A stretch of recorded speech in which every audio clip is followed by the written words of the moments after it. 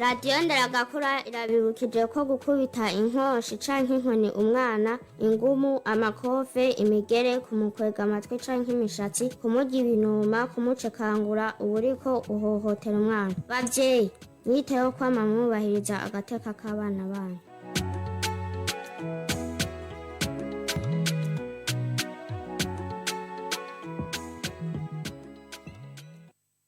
Ndabahaye mwiriwe nshuti bakunzi ba Nderagakura nongera ndabaha n'ikaze mu makuru yo kuri rino joro tukaba tuyahera ku ngingo nkuru ziyagize. Urudandazwa rw'ivyimbugwa mu Burundi rutegerezwa kuba hisunzwe amategeko kugira umwimbu kingigwe, bimenyeshwa n'umushikiranganje w'intore hagati mu gihugu, iterambere rusangi n'umutekano Martin Niteretse. Ubushikiranganje bwo kwivuna abansi burashimishwa n'ibikorwa buriko burarangura kugira ngo hagaruke amahoro n'umutekano mu gihugu ca Kongo iharanira intwaro rusangi.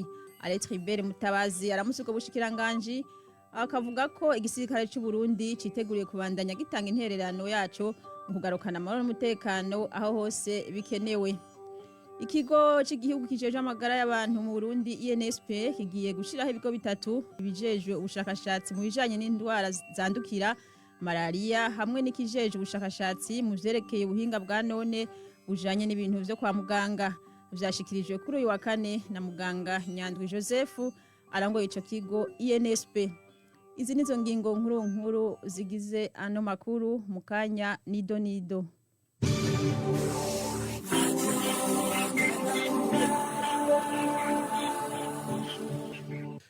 Nadia Nshimirimana ni wariko atuma amaje bashikira neza. Therese Abonimana ndiko ndabashikiriza n'amakuru ndasuye kuba ikaze mwidonido.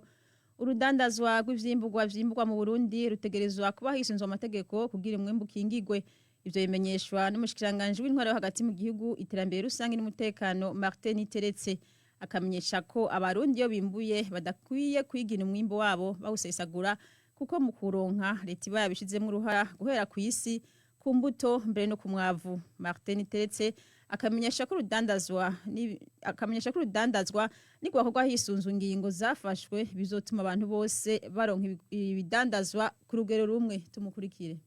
Umwene gihugu leta imuha ku gafuko k'umwavu kamwe agura 229. Leta ishiramwo 61 kwa gafuko kafise agaciro k'90. Nukuvuga nisi arimye bisanzwe isi yose ni ya leta. Umwene gihugu yimbuye rero ntavuge ngo ndimbuye ngo ibiharage ibiro 50 nimbuye ngo nivyi wanje. Leta ifise nk'umutahe kugira ati ko wimbuye ibiharage ukaba vyimbuye mu Kirundo hakaba ari izindi ntara batimbuye. Reka turabukungene ivyo vyimbugwa bidandazwa ku neza y'abarundi bose. Ivyo 61 atangwa n'amakori y'abarundi twese twashize hamwe. Ukuvuga rero tuvuga tuti kugira we wavyimbuye ntushuja kubidandaza iyo ushaka ngo ndagiye mu Rwanda ndagiye muri Tanzania ndagiye ngo niho numvise hari menshi. Ubikoze uko uba wivya abarundi dukeneye ko tubanza turabe yuko umwimbu twimbuye udukwiye muri iki gihe turabe n'igihe uzodushikana. Nubwo nitwabona ko dufise umusesekara tuzoraba amatoni dufise y'uwo musesekara. Uwo musesekara ntutubora tuyegeranya tuyashora injize amadolari natwe nitwayakenera mu gihe twimbu tuje kugura. Ukinga rero tuvuga nta mudandaza numwe ari kure kuja kwegeranya umwimbu w'abene gihugu aja kuvyegeranya ataronse uruhusha. Nimba umudandariza ibiharage ibujumbura cyangwa umuceri cyangwa ibiharage cyangwa ibindi ukavuga ati ndakeneye kuja kubirangura aho vyimbuka biba biri kwibeyi bayabaye. Ugenda ku mukuru w'igisagara ca Bujumbura ukamubwira uti burya je ibidandazo vy'iwanje byagabanutse muri stock ndakeneye itoni 200 z'ibiharage mugabo numvise ziri ni mu Kirundo. Uca wandika kandikira $1 nawe agashavuga ati nivyo wenda kuzi kuri umudandazo w'ibiharage mu gisagara ca Bujumbura agaca gusinyira genda. Nawe ugiye ucushikiriza mukuru w'intara. Nimba ugiye mu Rutana ugenda kwabura amatari wo mu Rutana. Nimba ugiye mu Kirundo kwabura amatari wo mu Kirundo umwereka gwa rukaratasi aca gusinyira nawe akavuga ati ndabonye ko mu gisagara ca Bujumbura bakenye ibiharage reka ndagusinyire genda uvyegeranye. Ubwo rukaratasi yaguhaye ntuzogaruka kuri urwo rukaratasi nyene uzosubirayo wasavye urundi ruhusha kwa $1 no mu zindi ntara nuko nyene. Shaka ko bigenda kugira ibintu byose tubikurikirane nitwimbure ngo abandi bafungure natwe inzara ariko iratwica. Nuko rero turiko turakingira umwimbu kandi turizeye yuko bizokunda. Uwo yari Martin Teretse umushikiranganje w'intwaro hagati mu gihugu, iterambere rusangi n'umutekano.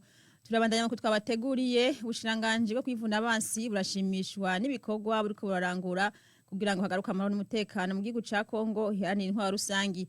Vyashikirijwe n'umushikiranganje aburamutswa Aletribert Mutabazi Mugihe yariko arashikiriza kuri uyu wa kane ivyarangowe n'ubwo bushikiranganji mu kiringo c'ibikoreshwa ry'amafaranga ya leta umwaka w'2022 ushira w'2023 uwo mushikiranganji akavuga ko igisirikare c'u Burundi kiteguriye kubandanya gitanga intererano yaco mu kugarukana amahoro n'umutekano aho hose bikenewe. Mu bijanye no gutsimbataza umutekano mu karere u Burundi buherereyemwo na cane mu buseruko bw'igihugu ca Republika Iharanira Intwaro Rusangi ya Kongo, twararongoye inama idasanzwe y'abashikiranganje bo kwivuna basi bo mu bihugu bigize umuryango wa Afrika yo buseruko, aho twarabiye hamwe uko umutekano wifashe mu buseruko bwa Kongo. Twarahaye umubonano intumwa z'ubushikiranganje bw'imigenderanire n'amakungu bw'igihugu c'Ubudagi mu karere k'ibiyaga binini, aho nazo nyene twaganiriye ku bijanye n'umutekano mu buseruko bwa Kongo. Amakuru twabateguriye arabandanya. Ikigo cy'igihugu kijejwe amagara y'abantu mu Burundi INSP kigiye gushira ibigo bitatu bijeje ubushakashatsi mu bijanye n'indwara zandukira, malaria hamwe n'ikijeje ubushakashatsi mu vyerekeye ibinga bwa none bijanye n'ibintu vyo kwa muganga. Ivyo vyashikirijwe kuri uyu wa kane na muganga Nyandu Joseph arongoye INSP mu gihe hariko habera inama y'abarongoye ibigo bijejwe amagara y'abantu muri Afrika yo hagati. Akavuga ariko ko ico kigo gifise ingorane zo kubura uburyo, abahinga hamwe n'inyubako. Turafise vuba umugambi wo gushiraho ibigo vy'ubushakashatsi. Hariho ikigo c'ubushakashatsi ku ngwara zandukira, les maladies infectieuses. Ico kigo mu mwaka uza kizotangura gukora, turiko turagishiraho. Hariho ikigo c'ubushakashatsi ku ngwara ya malaria. Ico kigo mu kwezi kuza kizoba gitanguye gukora. Ubu bariko barigisha abantu bazobikoramo, ibikoresho vyose birahari. Hariho ikigo c'ubushakashatsi kuvyerekeye ubuhinga bwa none bujanye n'ibintu vyo kwa muganga, la santé numérique. Ico twaragitanguje, hariho abo twigisha indinganizo y'ivyigwa twatunganije y'umwanya mutoyi, mugabo rero ico hariho abandi dukorana, turiko turaraba neza yuko nko mu myaka 3 canke 4 mbere mu myaka 2 ico kigo koko kizoba kiriko kirakora neza, kuko turiko turategura abakozi bazoza kugira ngo gikore neza. Murumva iyo ni migambi dufise, kandi yose ihurira kuki? Ihurira kuri vya bikorwa 10 bitegezwa kuranga ibigo vya INSP muri Afrika. Mugabo rero naho batugomwe turafise n'ingorane ya mbere nuko twishinze gukora ibintu, kandi murabizi umuntu akorera ku magara y'abantu n'umuntu n'ukuri ategezwa gushiramwo umwete, inguvu n'ubwenge. Nukuvuga yuko haraho tuba dushaka gukora ibintu uburyo bukaba buke. Ico nico ca mbere. Hanyuma ica kabiri, haraho tuba dushaka gukora ibintu ugasanga ntidufise abantu bafise ubuhinga bw'ivyo dushaka gukora. Hanyuma ica gatatu nuko haraho dushaka gukora ibintu ko dushira mu ngiro politike ya leta ijanye n'amagara y'abantu, mugabo ugasanga aho dukorera ni hato ntihakwiye.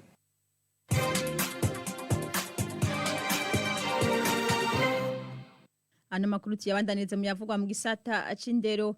Umugambi wo gufungurira abana ku mashure utegekanywa gutanguzwa muri komine y'indero ya Bweru mu ntara ya Ruyigi, guzotuma ku mashure uzoburiko hatunganya ibikorwa vy'uburimwi n'ubworozi kugira abana babonere akarorero wo kwisunga no muhiri wabo.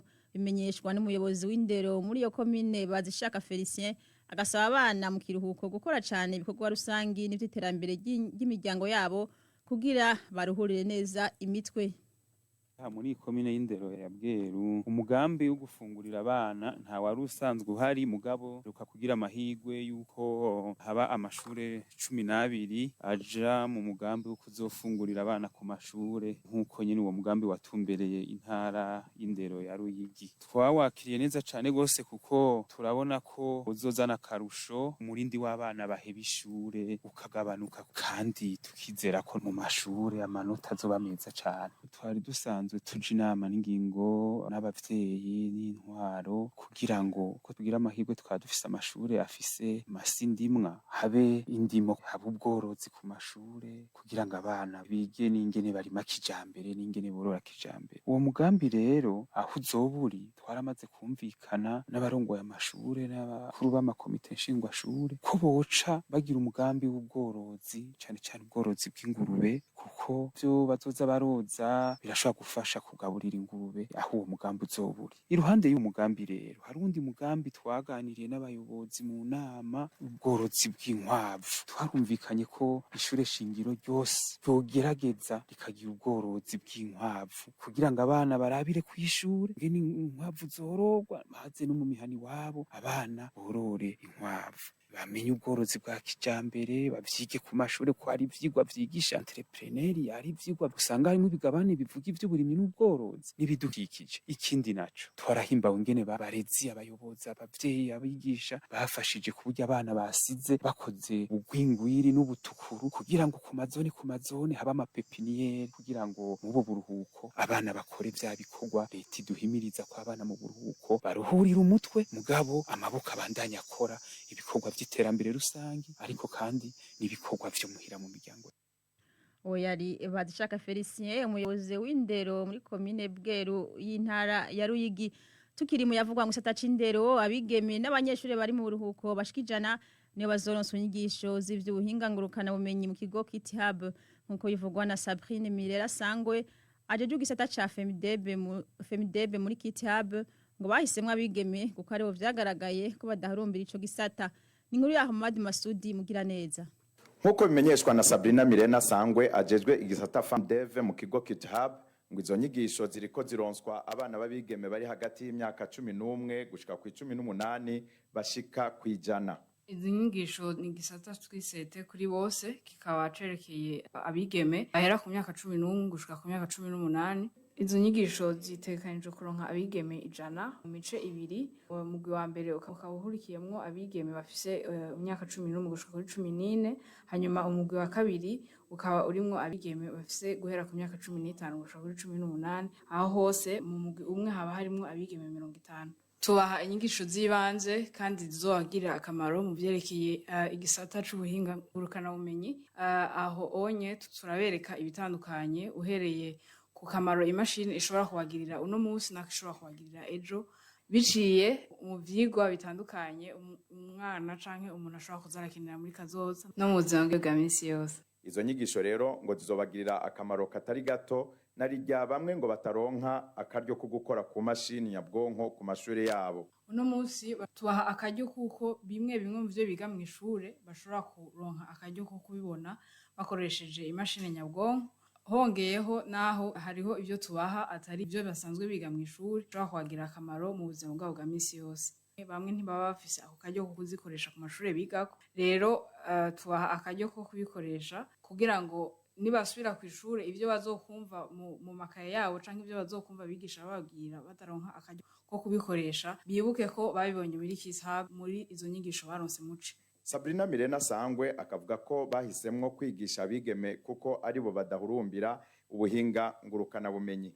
Twahisemwo abigeme gusa kuko twasanze aribo badahurumbira cane ico gisata kandi kubera ko ari bake no mu bakuze turetse mu bana gusa abigeme baracari bake cane mu gisata cerekeye ubuhinga ngurukana bumenyi kandi twashatse guhera hasi kuko bavuga ngo igiti kigororwa kikiri gito, tuhere umwana tumuhe ubumenyi kuva akiri muto gutyo agenda araronka akaryo ko kumenya ibirimwo kugira ngo ashobore no kuronka ukungene yo kwitaho ico gisata c'ubuhinga ngurukana bumenyi. Agatera kamo abavyeyi kurungika abana babo kuko ngo bahungukira ibitari bike. Mwomenya ko hari n'ikindi gice cerekeye abakuze ciswe Juntech gitegekanijwe kuzotangura mu kwezi kwa Nyakanga kuza. Ahmad Masudi urakenuye.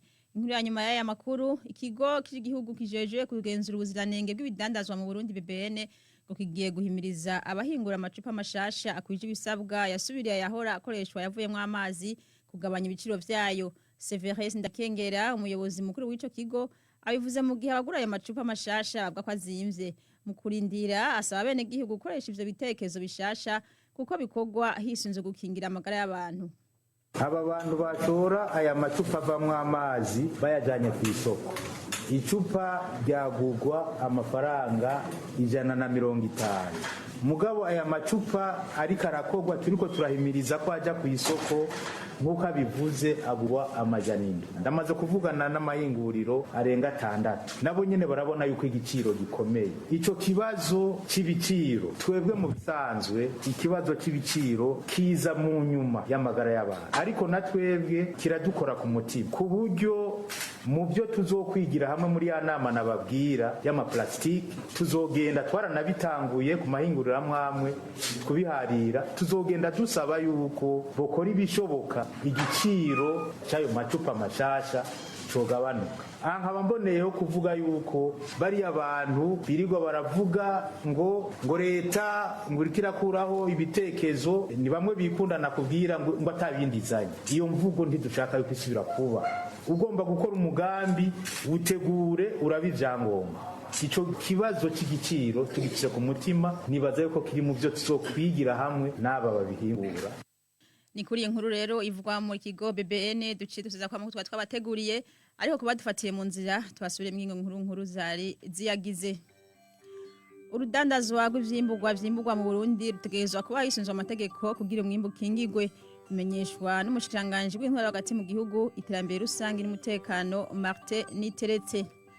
Ubushikiranganje bwo kwivuna abansi burashimishwa n'ibikorwa buriko burarangura kugira ngo hagaruka amahoro n'umutekano mu gihugu ca Kongo iharanira intwaro rusangi. Aletribere Mutabazi aramutse ubwo bushikiranganje akavuga ko igisirikare cy'u Burundi citeguriye kubandanya gitanga intererano yaco mu kugarukana amahoro n'umutekano aho hose bikenewe. Ikigo cy'igihugu kijejwe amagara y'abantu mu Burundi INSP kigiye gushiraho ibigo bitatu bijeje ubushakashatsi mu bijanye n'indwara zandukira, malaria hamwe n'ikijejwe ubushakashatsi mu vyerekeye ubuhinga bwa none bujanye n'ibintu vyo kwa muganga. Vyashikije kuri uyu wa kane na muganga Nyandu Joseph arongoye ico kigo INSP. Kwisaha imwe y'ijoro renga ko iminota 47 hano kuri Radio Nderagakura ningaha duceresoza mu twabateguriye. Nkabashimiye mwebwe mwese muyakurikiranye, nshimira Nadia Nshimirimana yakoze kugira ngo amajoro ashikire neza. Teresa Bonimana neko ndabashikiriza nkabanda bikebanuye mu ijoro ryiza.